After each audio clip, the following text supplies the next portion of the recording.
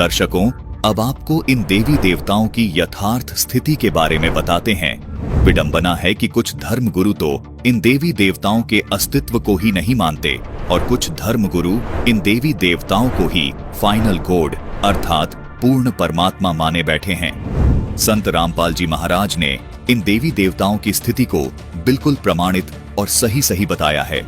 दर्शकों, आज तक हमारे धर्मगुरुओं ने हमें यही बताया था कि भगवान श्री कृष्ण उर्फ विष्णु जी, ब्रह्मा जी, शिव जी से ऊपर कोई भगवान नहीं है। वो अखिल ब्रह्मांड के स्वामी हैं। दर्शकों, पहली बात तो ये है कि ब्रह्मा, विष्णु और महेश ये अखिल ब्रह्मांड के स्वामी नहीं है, न ही 3 लोक के स्वामी है, बल्कि 3 लोकों में एक विभाग के अधिकारी हैं। ये सब आप अच्छे से जानते ही हैं कि रजगुण विभाग के ब्रह्मा जी, सतगुण विभाग के विष्णु जी और तम गुण विभाग के शिव जी अधिकारी हैं। जैसे एक राज्य में एक मुख्यमंत्री होता है तथा अन्य मंत्री भी होते हैं। मान लीजिए कि एक राज्य में 23 जिले हैं। उन सब जिलों के ऊपर अलग अलग विभागों का एक मंत्री भी होता है। दर्शकों, वो मंत्री उस पूरे राज्य में एक विभाग का मंत्री होता है। उस मंत्री को पूरे राज्य का स्वामी नहीं कह सकते। इसी प्रकार इस ब्रह्मांड रूपी राज्य में 14 लोक अर्थात जिले जानो, और उन 14 जिलों में से इन 3 जिलों में यानी 3 लोकों स्वर्ग लोक, पाताल लोक और पृथ्वी लोक में एक विभाग के मालिक हैं ब्रह्मा, विष्णु, महेश। यानी इन 3 लोकों में ब्रह्मा जी का विभाग है रजोगुण, जिससे जीवों की उत्पत्ति होती है। विष्णु जी का विभाग है सतोगुण, जिससे जीवों का पालन पोषण होता है। और शिव का विभाग है तमोगुण, जिससे जीवों का संहार होता है। इन तीनों देवताओं के पिता, जिसको ब्रह्म कहते हैं, जो क्षर पुरुष है, उसको इस ब्रह्मांड का यानी इस राज्य का मुख्यमंत्री जानो। दर्शकों, ये ब्रह्म क्षर पुरुष यानी मुख्यमंत्री अपने पास इनमें से कोई भी विभाग कभी भी रख लेता है। अर्थात ये सभी विभाग इसी ब्रह्म के अंतर्गत आते हैं, क्योंकि ये ब्रह्मांड यानी प्रांत का भी मालिक होता है। इसी प्रकार ये ब्रह्म इन तीनों देवताओं के ऊपर स्वामी है। इसीलिए ये काल ब्रह्म क्षर पुरुष इन तीनों देवताओं का रूप बनाकर इस ब्रह्मांड की व्यवस्था को भी संभालता है। यही काल ब्रह्म कभी विष्णु का रूप बनाकर, तो कभी शिव का रूप बनाकर, कभी ब्रह्मा का रूप बनाकर इस ब्रह्मांड में मौजूद 14 लोकों की व्यवस्थाएं संभालता है।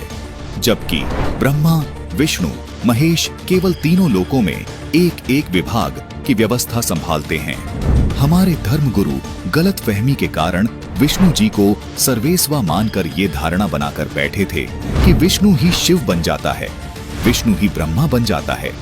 कभी शिव के बारे में ये धारणा बना लेते थे कि शिव ही ब्रह्मा बन जाता है, शिव ही विष्णु बन जाता है। कहते थे कि ये तीनों देवता एक ही हैं, इनमें कोई फर्क नहीं है। जबकि ये सब कलाबाजी उस काल ब्रह्म की है, जिसने प्रतिज्ञा कर रखी है कि मैं कभी किसी के सामने प्रत्यक्ष रूप से सामने नहीं आऊंगा, जिसका प्रमाण गीता अध्याय 7 के श्लोक 24 और 25 में मिलता है, जिसमें ये काल ब्रह्म खुद स्वीकार करता है और श्री कृष्ण जी में प्रवेश करके अर्जुन को बताता है कि यह बुद्धिहीन जन समुदाय मेरे अनुत्तम नियम से अपरिचित हैं कि मैं कभी भी अपने वास्तविक रूप में किसी के सामने प्रकट नहीं होता, अपनी योग माया से छुपा रहता हूँ। इसलिए मुझ अव्यक्त को मनुष्य रूप में आया हुआ अर्थात कृष्ण मानते हैं। अपने इस अनुत्तम नियम के कारण ही ये अपने पुत्रों का रूप बनाकर इन 14 लोकों में सब कार्य करता है। काल ब्रह्म ने अव्यक्त रहने की प्रतिज्ञा कब और क्यों की, ये तत्व ज्ञान केवल संत रामपाल जी महाराज ने ही प्रमाणित करके बताया है। कृपया संत रामपाल जी महाराज द्वारा बताई गई संपूर्ण सृष्टि रचना की इस वीडियो को अवश्य देखिए, जिसका लिंक हमने डिस्क्रिप्शन बॉक्स में दे दिया है।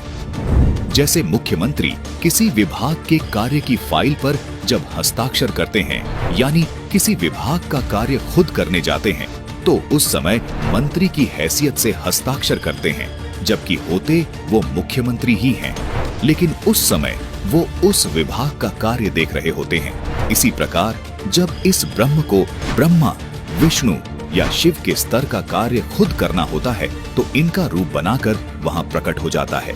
इसके बाद आता है अक्षर पुरुष, जिसको उप प्रधानमंत्री के समान जानो। उसके बाद आते हैं सबसे ऊपर वाले पद पर परम अक्षर ब्रह्म उनको प्रधानमंत्री जानो वो सब प्रांतों का स्वामी है और किसी भी राज्य के किसी भी जिले में हस्तक्षेप कर सकता है, अर्थात सब राज्यों का यानी सब लोगों पर ऑल ओवर कंट्रोलर होता है।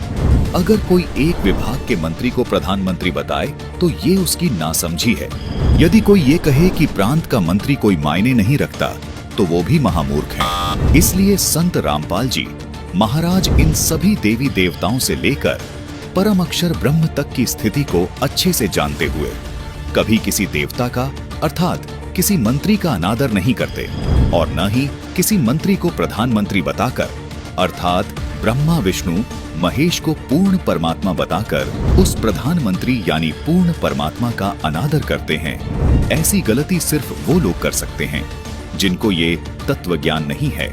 दर्शकों, आपसे पुनः निवेदन है कि इन सभी देवी देवताओं की और पूर्ण परमात्मा की संपूर्ण जानकारी प्राप्त करने के लिए डिस्क्रिप्शन बॉक्स में दिए गए लिंक पर क्लिक करके संपूर्ण सृष्टि रचना वीडियो को अवश्य देखिए। दर्शकों, आप संत रामपाल जी महाराज के प्रवचनों पर न सही लेकिन अपने पवित्र शास्त्रों को कदापि अनदेखा नहीं कर सकते। ये सभी गूढ़ रहस्य संत रामपाल जी महाराज ने हमारे पवित्र शास्त्रों से ही बताए हैं।